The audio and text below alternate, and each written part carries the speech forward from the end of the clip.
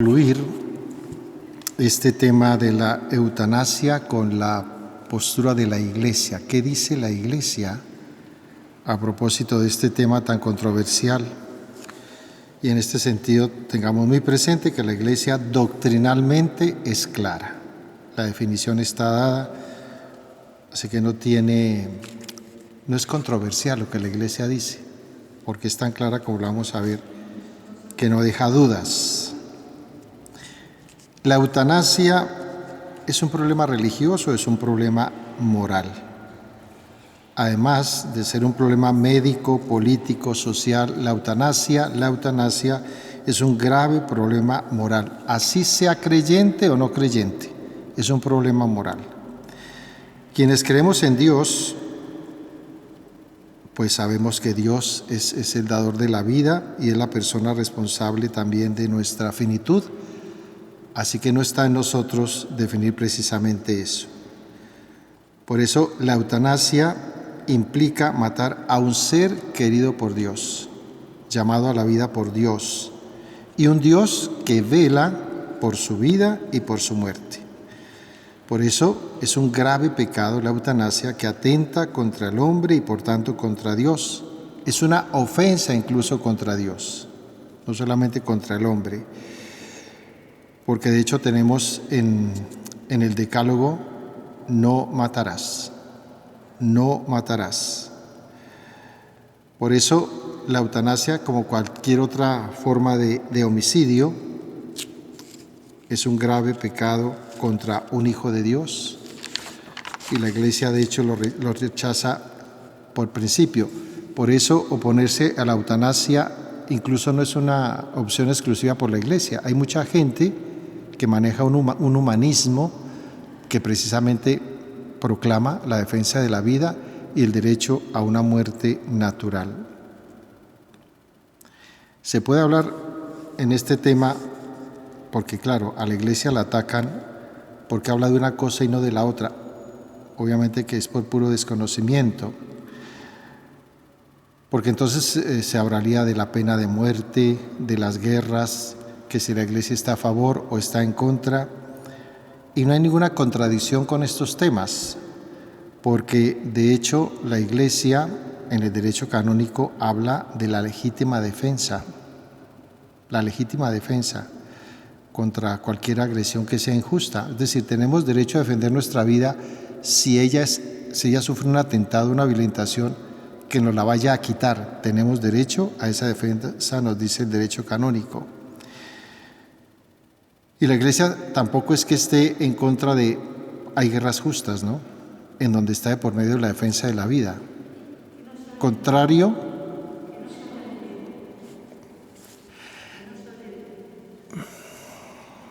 y me pegaré al micrófono.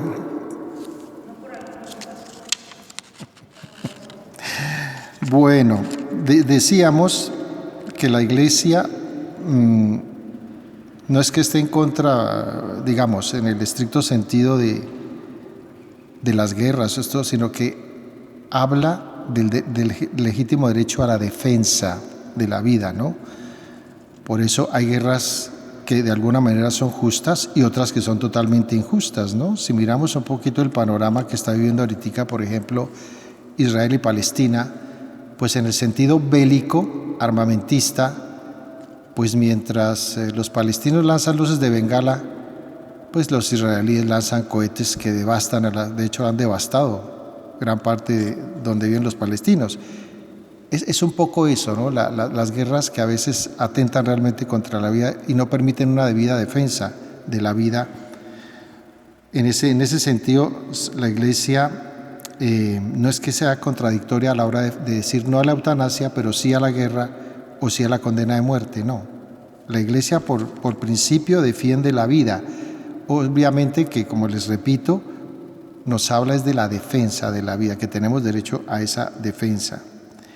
Por eso, uno de los legítimos derechos de esa defensa de la vida es la proporcionalidad entre el ataque que se recibe y el daño que se causa al agresor, ¿no? Hay que tener en cuenta eso. De ahí que las conferencias episcopales hayan tomado como postura oficial pues estar en contra de cualquier tipo de guerra, de cualquier tipo de pena de muerte, que de hecho pues en las sociedades modernas no cabe eso, ¿no? Se supone que somos sociedades ya civilizadas, entre comillas, pero lastimosamente seguimos viviendo en esos absurdos que no corresponden con un mundo que nosotros llamamos moderno, ¿no? O hasta posmoderno, dicen algunos. Hay que tener presente también que, aparte de la eutanasia, la Iglesia condena el suicidio y el homicidio. El suicidio y el homicidio. Es decir, no se puede atentar contra la vida de ninguna manera. Y de hecho, el suicidio, que puede ser un acto voluntario o involuntario, pues por principio la Iglesia lo condena. Hay situaciones ya muy particulares en donde la persona, por razones de enfermedad, en el caso de los depresivos o algún acto inconsciente, se suicida. Pero por principio la Iglesia condena el suicidio. ¿Y qué decir del homicidio? La palabra lo dice claramente, que es quitarle la vida a otra persona. Entonces eso tampoco no cabe como consideración y como respeto a la vida.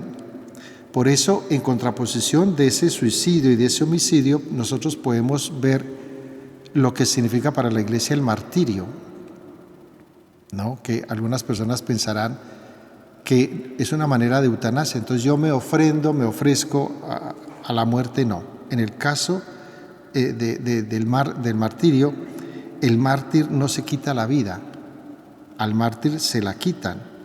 Por ejemplo, el mártir no realiza un suicidio, sino que el mártir es víctima de un homicidio, ¿no? Porque a veces no tenemos claro eso también en la Iglesia, ¿no?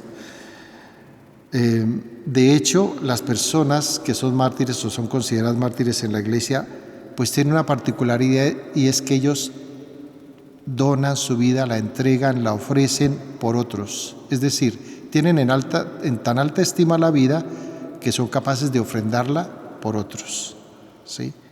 Distinto de aquellos que simplemente, en el caso de la eutanasia, quieren romper con el ciclo natural y vital y sencillamente matan a la persona.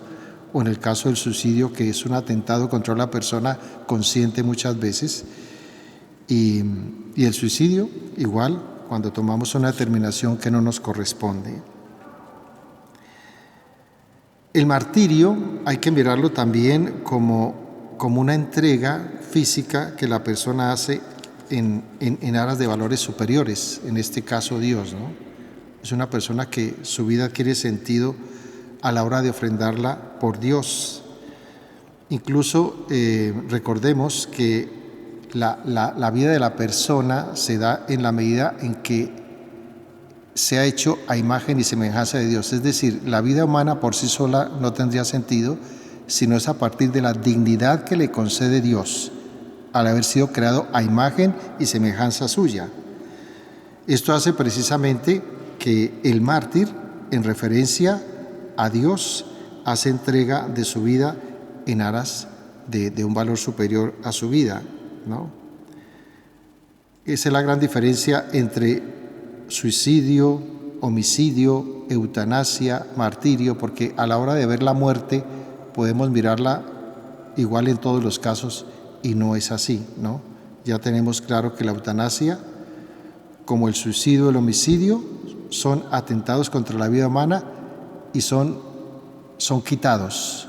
En el mártir no pasa eso, a él le quitan la vida, la posibilidad, y sobre todo que aparte de quitársela, pues él tiene una conciencia muy superior a la hora de vivirla, de sufrirla y de darla. De ahí que ojalá tengamos presente el valor del martirio, porque para la Iglesia es un valor supremo de la vida, ¿no? Es un valor supremo cuando la persona es coherente con sus ideales, con su amor a Dios, con su vida, y sencillamente a partir de eso pues hace una entrega, una donación de su existencia a Dios. Y por eso el martirio se exalta en la Iglesia, ¿no? Porque la persona ofrece a Dios incluso en las enfermedades, ¿no? Ofrece sus sufrimientos, se los ofrece a Dios, ¿no? Y tenemos el caso de San Maximiliano María Kolbe, que estando en este campo de concentración, él ofrece su vida a cambio de otra persona que tenía familia, y él dice, no, dono la mía, la ofrezco en sacrificio para que otros vivan, ¿no? Entonces miren la gran diferencia entre los anteriores elementos de juicio que se tienen con la vida, como es la eutanasia, el homicidio y demás. Por lo mismo, porque la dignidad de la persona humana, hay que insistir en eso, responde a la imagen y semejanza de Dios. ¿Cuál es la doctrina de la Iglesia sobre la eutanasia según eso? Ya en las anteriores charlas hemos expuesto lo que la Iglesia piensa acerca de la eutanasia, pero vamos a puntualizarlo. Primero, jamás es lícito matar a un paciente, ni siquiera teniendo como excusa verlo sufrir, verlo padecer, o así él lo pida expresamente. No se le puede administrar la eutanasia. Ni los médicos, ni el personal sanitario, ni los familiares tienen la facultad de decidir o provocar la muerte de una persona. Así está de claro. Segundo, tampoco es lícita la acción por la cual se provoca la muerte directa o intencionalmente del paciente, ¿no? Entonces vamos a aplicarle una inyección de aire o de agua, o vamos a colocarle en el suero un líquido para que se produzca su muerte. No es lícito utilizar ningún medio médico para poder afectar a la persona causándole la muerte. En un tercer momento, tampoco es lícito omitir una prestación de servicio debida a un paciente, así el paciente vaya a morir, así se sepa que va a morir clínicamente, se le tiene que administrar lo necesario hasta el último momento. Todos los cuidados vitales, como la alimentación por tubo, por sonda, los remedios terapéuticos, las asistencias manuales, lo que se requiera, se le tiene que dar al paciente para que no sufra de alguna manera. Así se determine que es un paciente terminal. No se le puede quitar la vida en absoluto. Tampoco es lícito renunciar a los cuidados de los que habla la Iglesia, los cuidados paliativos, ¿no? Procurar en lo posible que el enfermo tenga algún grado de recuperación, aminorarle los dolores. Por eso no se puede renunciar a eso. Hay que hacer todo lo posible para que el paciente se sienta lo mejor posible. Por eso los cuidados paliativos son tan importantes, tanto de parte del personal sanitario como de parte de la familia. Los cuidados paliativos. Es que esa parte humana, no solamente la parte médica, sino la parte humana, es indispensable a la hora de que las personas en situación terminal o en la dificultad de salud que pasen, pues tengan la asistencia de vida por parte de esos dos medios, la familia y el personal sanitario. Tampoco es obligatorio obligar al paciente a que reciba tratamientos, por ejemplo, en el caso quirúrgico, cuando ya se ve que no hay ninguna solución para su estado, ¿no? Porque sería someterlo también a un malestar mucho mayor. Cuando los médicos se dan cuenta que la persona ya definitivamente no va a sobrevivir, pues sencillamente debe permitírsele que tenga una muerte digna, no hacerle más complicada su situación, con decir entonces vamos a hacerle una cirugía, vamos a hacerle una trepanación de cráneo, no. Si ya se sabe que no se le hagan más allá de lo necesario, de lo justo y equitativo. También se pide suministrar medicamentos que alivien el dolor, que permitan que la persona no pierda su conciencia y sobre todo que pueda tener la medicina necesaria. Es que el gran problema también con la eutanasia es que comienzan a quitarle los medicamentos. Como ya se va a morir, entonces comencemos por irle quitando poco a poco. No.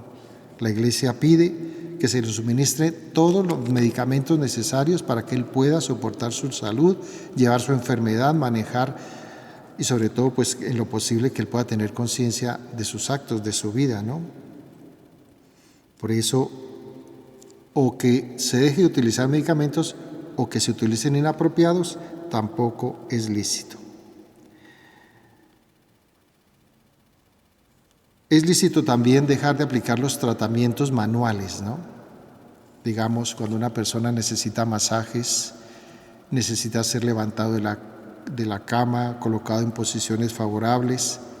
Es decir, que no se deje al paciente en un total estado de postración, sino que si en la medida en que se le puede proporcionar a este paciente alguna serie de procedimientos manuales que le ayuden a sobrellevar su enfermedad, pues hay que hacerlo. En el caso a veces de que él mantenga las funciones vitales, de que no pierda pues la conciencia, independientemente obviamente de la situación que pueda estar viviendo.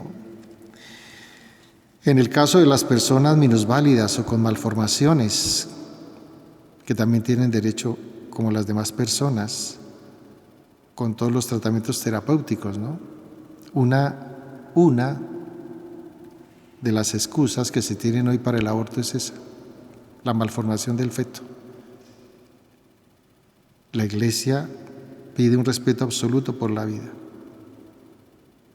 Precisamente por estos días miraba yo aquí en España que se hizo la primera operación a un bebé dentro del vientre que tenía un problema cardíaco.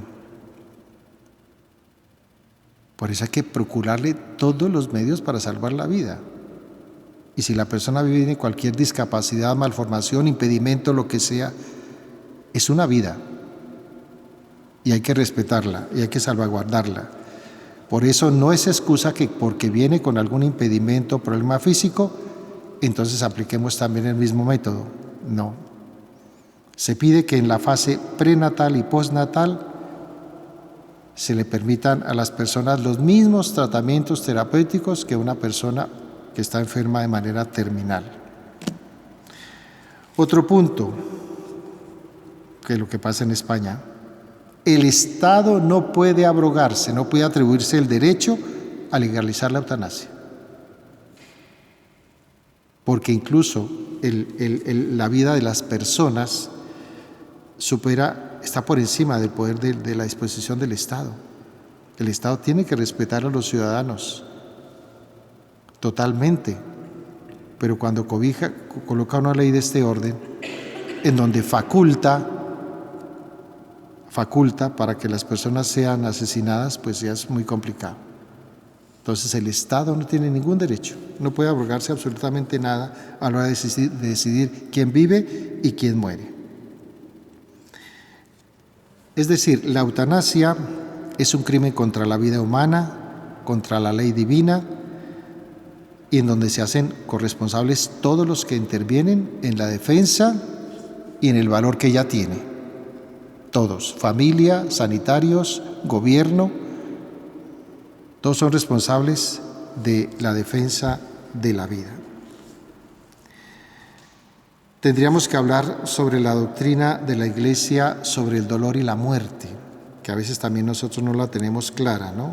Entonces a veces confundimos lástima, pesar, conmiseración, entonces que se muera rápido para que no sufra. A veces los católicos vivimos también en esa ambivalencia, ¿no? Entonces pensamos que para que mi mamá no sufra, entonces desconectémosla. La solución más fácil, ¿no? Para quienes tenemos fe, pues la pregunta sobre el mal y sobre el sufrimiento, pues debe tener presente a Dios. Tener presente a Dios Todopoderoso, que se hace presente en cada hombre, en cada vida humana. De hecho, el dolor, así nos parezca inexplicable, sin sentido, absurdo, pues tiene una razón de ser para nosotros quienes creemos en Dios. De hecho, cuando al Señor se le pregunta en algún momento de los evangelios sobre el dolor, pues no dice mucho, es un poco parco en el caso del ciego de nacimiento, cuando él dice que su sufrimiento no es causa de un castigo divino, ¿no? Aunque ya lo dice todo. Pero es muy particular lo que Jesús hace acerca del dolor, ¿no? Cuando Él lo vive plenamente en la cruz, y convierte ese dolor y esa muerte en resurrección, en buena noticia. Cómo Jesús trastoca completamente eso inexplicable, eso que podemos considerar como absurdo, sin sentido, lo convierte totalmente en una vida nueva a partir de su resurrección. Para los que creemos en Cristo, eso es una verdad, ¿no? De tal manera que Dios le da no solamente un nuevo sentido, sino un máximo sentido al dolor y al sufrimiento humano.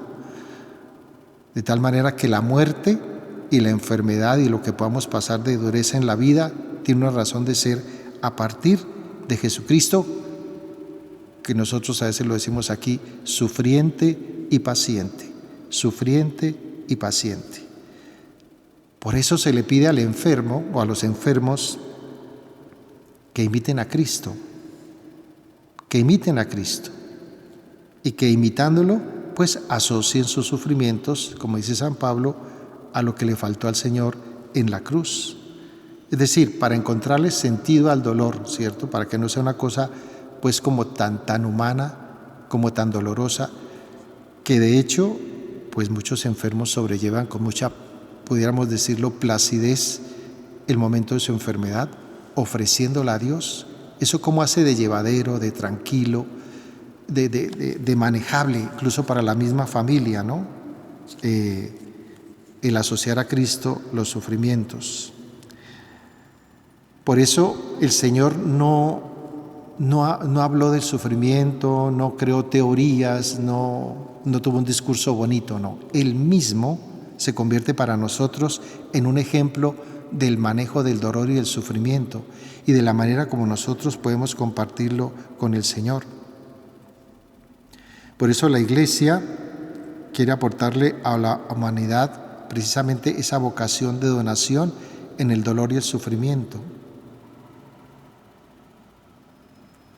No es un vacío, no es un sinsentido, sino todo lo contrario, ¿no? Sabemos que tenemos a un Dios resucitado, vivo, que conoce nuestras realidades a veces muy difíciles, pero que uniéndolas a Él, no nosotros, Él la hace más sobrellevadera, más soportable, más tranquila, ¿no?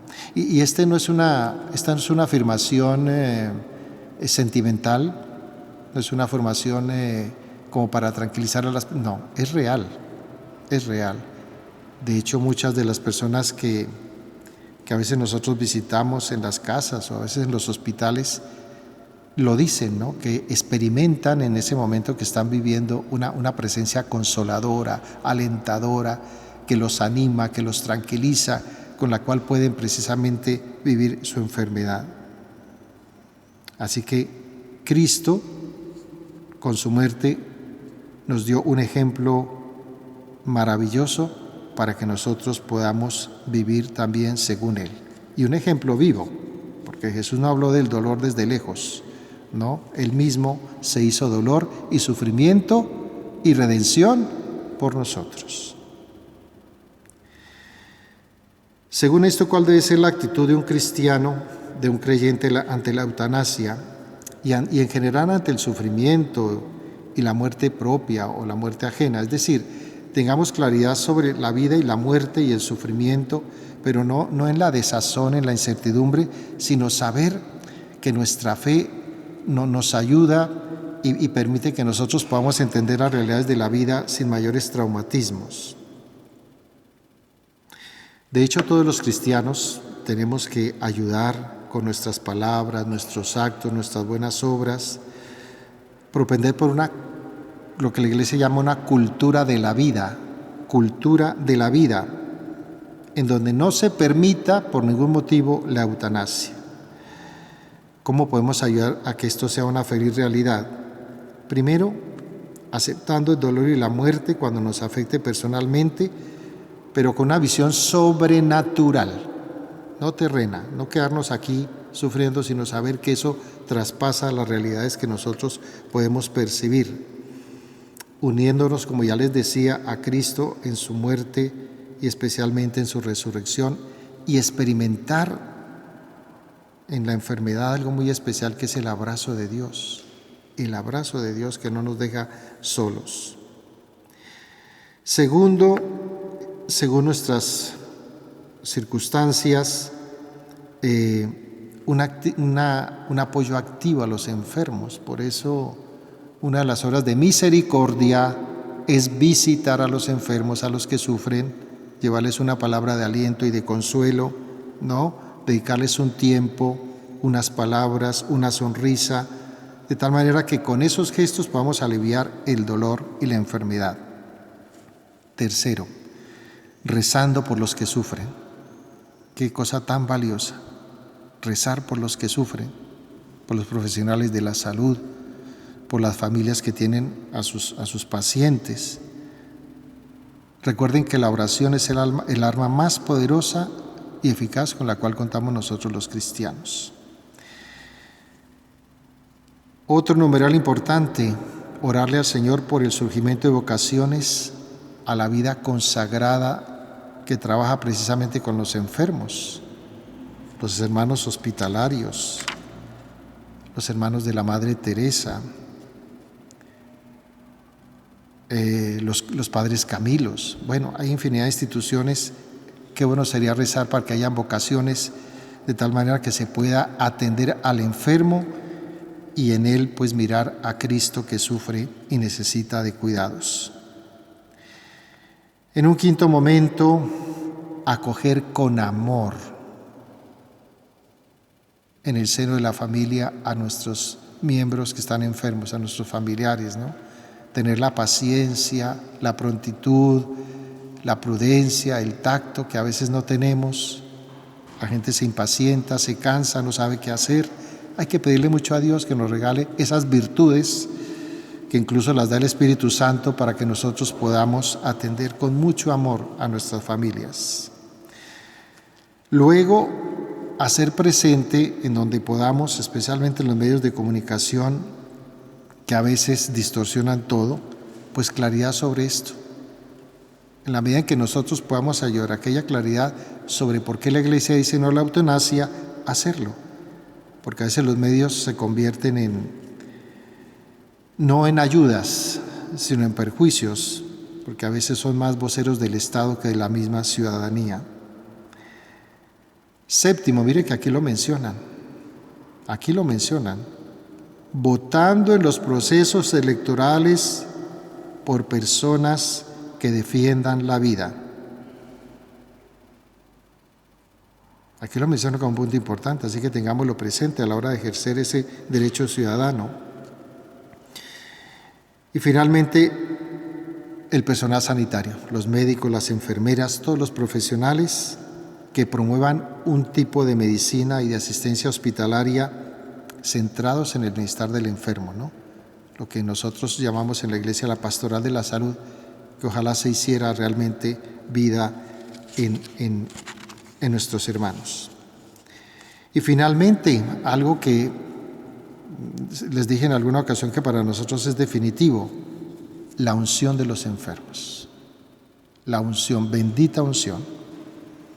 Uno de los 7 sacramentos que están destinados precisamente a reconfortar a los que están probados por la enfermedad, y cómo el Señor se hace presente a través del Espíritu Santo, dándoles esa fortaleza espiritual y física que muchos de ellos necesitan. Por eso se pide, no al final de la vida, que a veces lo llaman a uno cuando ya la persona está fallecida, no. Se pide que desde los comienzos mismos de la etapa ya de la vejez o de la enfermedad se le procure esa asistencia espiritual y no esperar hasta el momento definitivo de su vida. El Concilio Vaticano II dice, no es solo el sacramento de quienes se encuentran en los últimos momentos de su vida.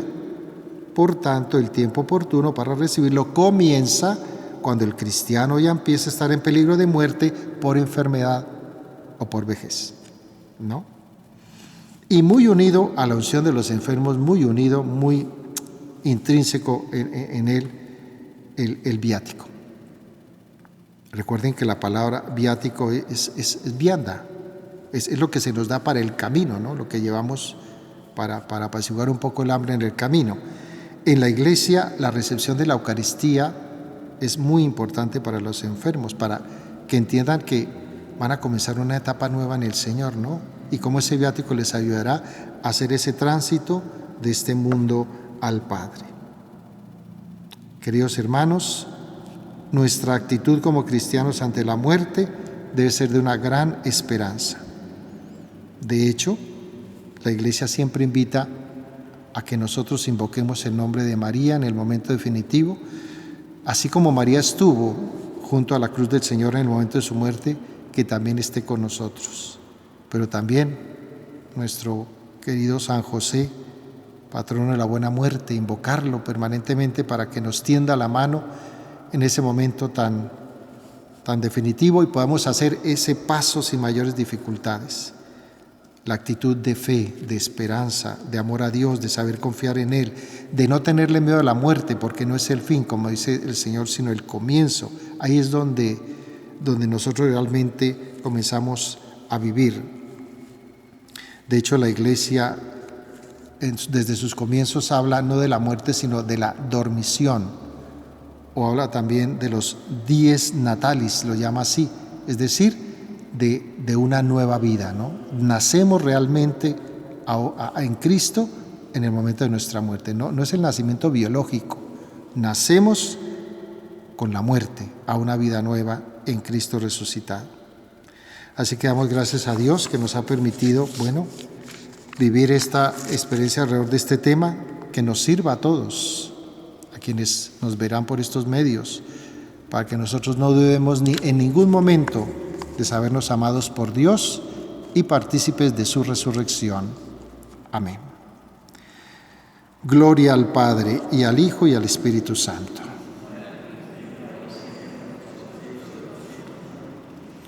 El Señor nos bendiga, nos guarde de todo mal y nos lleve a la vida eterna. Una buena noche para todos.